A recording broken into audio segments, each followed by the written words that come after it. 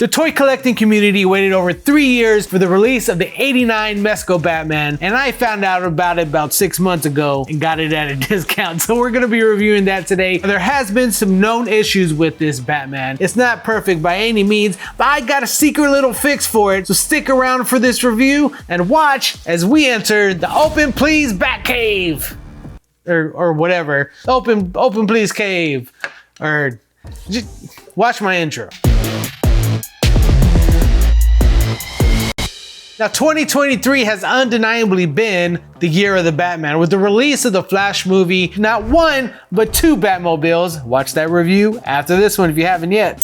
That big McFarland movie 6-pack that came out, 2 Clooney's, 2 McFarland, Michael Keaton's. It's been a lot of Batman. But I gotta tell you, I personally have been looking for the definitive Michael Keaton Batman to go with that McFarland Batmobile. Could this be that figure? I don't know. I'm excited to find out, but I need you to do what we do every single time and say those 2 kind words. Oh, baby. Quick rundown of the box. Got this front sweet 1989 Batman logo right there. Side of the box has got this awesome golden Kenner style. Same thing on this side of the box. Bottom of the box, bunch of stuff you don't really care about. And the creme de la creme, boom. This awesome image of the Batman looking up at the Bat logo. Got some really cool images. I believe the figure itself in various different poses. These images look great. I'm excited to get inside of this thing and open it up. So please, please, for the love of God, say those 2 magic words. Oh, baby. All right, you guys, here it is. Everything out of the packaging. A lot of stuff, a lot of little tiny stuff that you can lose, but no worries because it comes with a Mezco bag. And trust me, a lot of this stuff is just going right in there. It comes with a stand. Here's your bat signal. It's not exactly the 1989 bat symbol. It's more of a generic bat symbol, but that's okay. I'm not in it for the stand. I'm in it for the figure. You get 2 capes. One is wired here and one not wired. And this is just going back in the box. I guess it's good to have an extra cape in case something happens. 4 pairs of hands, a little holy hand here that's probably going to hold one of these 4 batarangs. Also get a open palm just for like, stand back, wait a minute, don't do that. You get the don't do that hand, don't do that. Grappling hook hand, holding that grappling hook. Get some more hands to hold stuff. A lot of stuff to hold. Like I said, you get 1, 2, 3, 4 batarangs. Each one of these is the same. They got a nice little silver paint application at the bottom. Looks a lot like the replica of the batarang that NECA made. I don't know what this weapon is. Is this a grapple launcher or what this is? But he uses it when he saves Vicky Vale. I'm about to get bummed out because this part right here is a little loose. This one kind of held and fell right into place, and this is loose. You also get this 5th batarang with a wire. You can kind of manipulate it. And you get the closed up version of the Grappler, grapple launcher, Grappler. The thing he shoots and he pulls himself up with. Heard that there's a magnet on the side of the belt here. Yes, the batarangs also.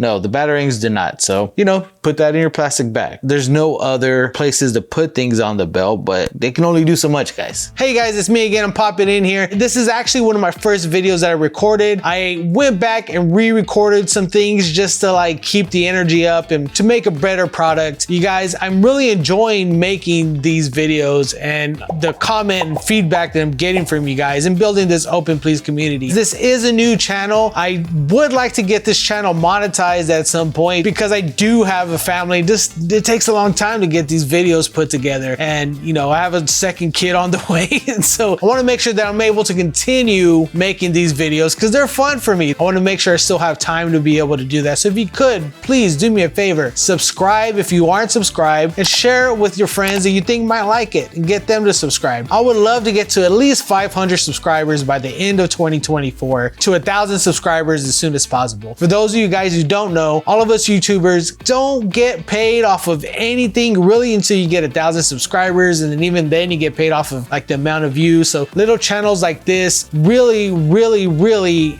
get help from the fans like you guys, building these small communities, and I like that. I like that it's small. I get to grow with you guys get to grow with me. We get to really build something cool together, and you guys get to watch my journey. Please leave a comment, talk to me down below, and enjoy the rest of this review. I got some secrets coming up. Look at that.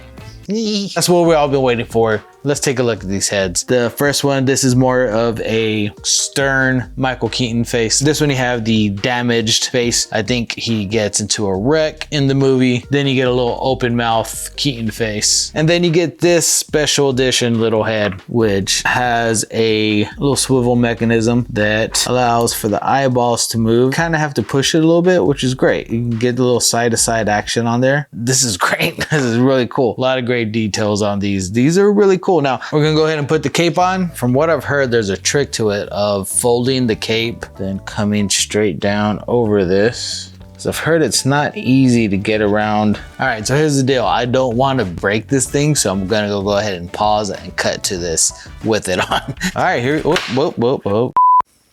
All right, here we go. We got that cape on there. It's nice and flush. I know there's been a lot of complaints about it not being flush. Gotta work it on there and get that cape on there just right. There's a little ridge right there in the back to where it kind of like locks in there. The neck itself, because the whole bodysuit is rubbery, is pliable. It's movable. Now it's scary because you don't want to tear this rubber, so you kind of have to be gentle when you're pushing it on there. Got one lip on the side on there, and then kind of worked my way around the outer rim of the neck lining there just to make sure it kind of comes over this area right here. And then I just softly, gently push down, kind of working it around there, just kind of letting that rubber of the suit of the neck kind of be pliable and do what it's meant to do and come over it. Probably won't be taking this off now that it's on there. It's flush, it's easy to take the heads off, swap them out. Every time we change the head, it probably takes a little bit of fandangling to make sure that it is flush and you can move it around a little bit, but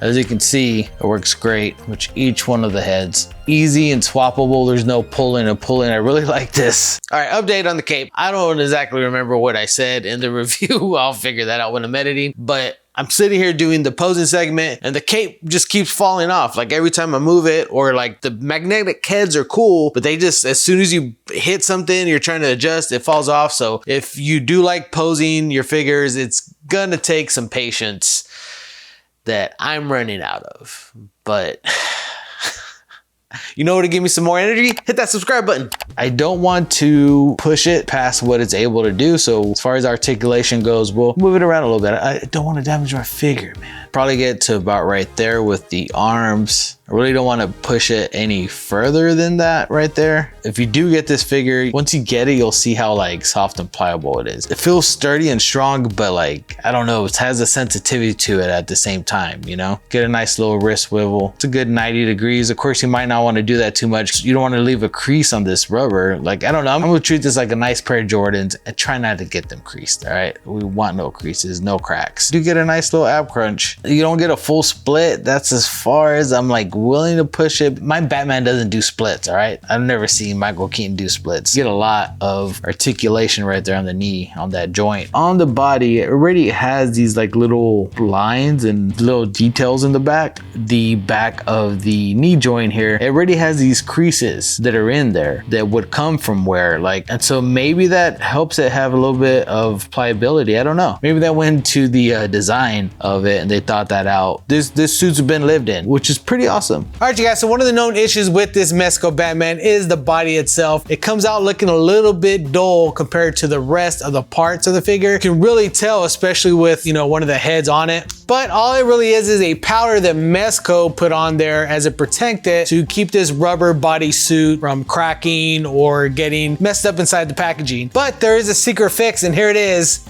Armor All. No, I'm just kidding. Don't spray your figures with Armor All, you guys. I've seen a bunch of different videos of people spraying their rubber suit with 303, and you can tell these are people who may be a little bit younger, maybe a little bit inexperienced. I don't know. Maybe I'm talking out my butt right now. That sounds a little demeaning, but as a guy who grew up with like cars and like, you know, cleaning cars, we all know that this stuff is kind of a lot of marketing. Even though this stuff says it's a protectant, protects us from damage and whatnot, and it's for like your car interior, I don't highly trust that on rubber. I know in cars, you have to constantly spraying your dashboard down to keep it from cracking, to keep it shiny, and it gets kind of dull over time. Now, maybe I'm wrong. Maybe there's some new stuff out there. I know a lot of people use that 303. Listen, go to the Mezco website itself, and they have actually the instructions of what you should do in order to get that powder off. First of all, if you just play with it a little bit, and over time, they say that the powder will come off. But if you want to speed up their process, there is a better fix, and that is getting a micro soft cloth and a hot cup of water. They suggest to dab it a little bit and just wipe off that powder right there. As you can see, it's coming off. Now, right now it looks wet because it is wet, but you can see here, even the little bit that I wet and wiped off is already looking darker compared to the rest of it there. So it is gonna take a while. It is gonna take some wiping. Take your time, get some warm water, dab this cloth, and just, you know, take your time, wipe down your figure. These black boots, they were Nikes in the movie. I'm not sure if they're Nike on. No, there's no Nike swoosh on here, but you get about that much rock. You do get a little bit of a swivel here at the shin. I'm interested to see what this looks like with the new McFarland Batmobile. All in all, a great figure. I'm okay with the gray suit as long as that powder comes off. This could be the best Keaton figure that's out there. Let's do some comparisons right quick. We'll take a look at the new McFarland 1989 Batman. Listen, this is a cool figure, but you just can't beat this. And you know, $15 versus, you know, what this was. Little things just like the right coloring of the symbol here and the belt. Like they got that yellow perfect, where McFarland got this gold. The head sculpt here, it's all one piece. There's no head swivel on this thing. All the head swivel around, and it's just not, you know, just not right. It's not what it's supposed to be. Even just, I don't know, man, just the sculpting on the chin. This says Keaton 100%. All right, we'll also take a look at the McFarlane Flash Batman. I mean, do we even need to? I mean, come on. This wonky, plasticky. I mean, it's hard to compare these things, guys, because these things, you know, for the price point, $15, $20, whatever they are at the time, versus the effort that went into this and what you get for it is just great. If there's anything you guys want to see more from these videos I could be doing, explaining, going over, please let me know. Let's create a community here. Let's be cool. We're all collectors. If you guys want to see the 1989 McFarlane Batman, click the link at the end of the video. See you guys next time.